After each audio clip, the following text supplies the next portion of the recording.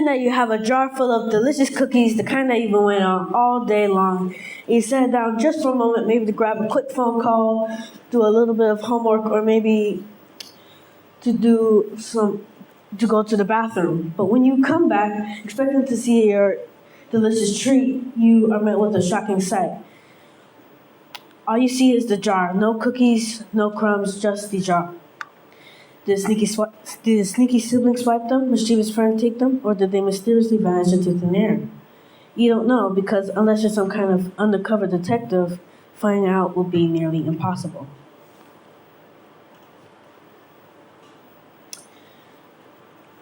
That's where DNA phenotyping comes in. Hello, I'm Carter, and I'm here to help you get your cookie back.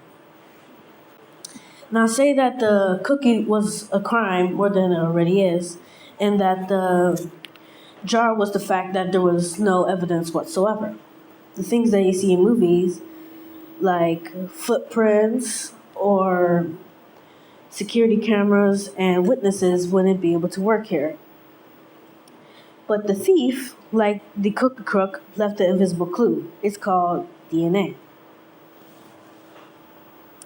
See, there's a new technology that's been helping law enforcement solve a lot of cold cases, and it's called DNA phenotyping.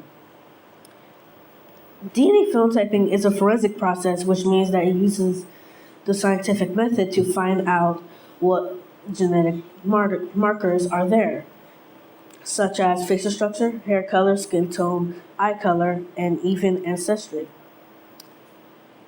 But DNA phenotyping still has its limits, such as the limit to not being able to find out a person's age, environmental influences, or unique features like scars.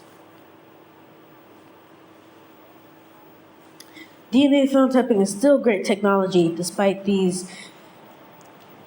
disadvantages. But who made this brilliant piece of technology? Parabon Nanolabs made DNA phenotyping, and they started developing it in the early 2000s. But it hasn't started to be used in more cold cases since 2014.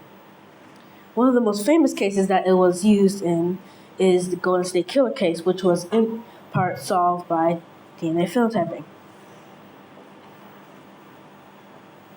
DNA phenotyping is like a detective for DNA, but instead of clues, it uses genetic markers. It's like a treasure hunt for DNA phenotyping, but instead of a treasure at the end, it's a face. First, DNA phenotyping gets some DNA from some blood, hair, or spit. Then, it studies the EVCs, externally visible characteristics.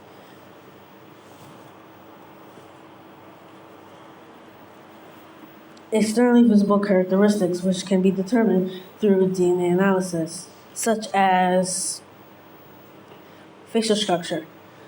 Because EVC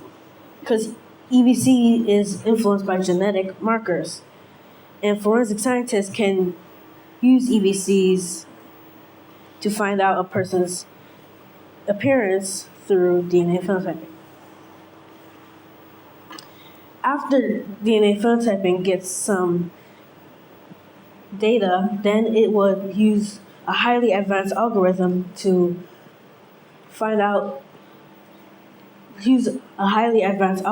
compare data with a genetic database.